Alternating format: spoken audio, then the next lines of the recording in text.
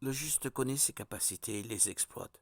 Quant au pervers, il ignore sa force et se permet des écarts en prétendant qu'il est trop faible. La vérité est que chaque âme contient des ressources immenses et le faible n'est que celui qui ignore sa force. Cette fausse modestie qui consiste à dire je ne suis pas à la hauteur n'est en fait qu'une mauvaise ruse destinée à nous faire déserter. Elle cache en plus un véritable orgueil, celui de refuser à servir Dieu dans la difficulté et sans grand triomphe.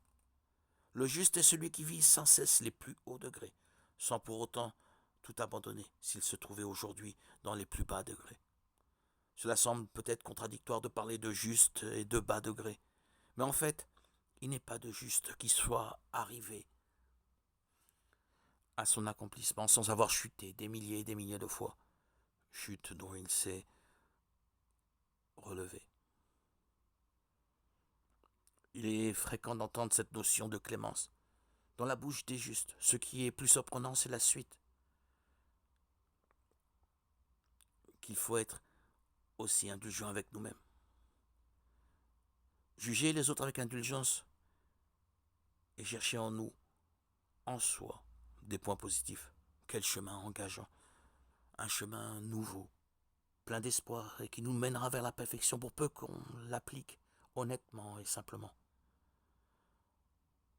Pour trouver du courage, pour raviver notre motivation, abandonnons l'esprit critique systématique. Le chemin du jugement mène aux prisons de la colère, du désespoir. Si nous cessons de chercher le défaut chez l'autre et chez nous-mêmes, notre monde changera de couleur. Nous verrons apparaître ce qu'il y a de vraiment beau chez les êtres et dans la vie. Cela nous donnera envie d'avancer, d'agir, de construire.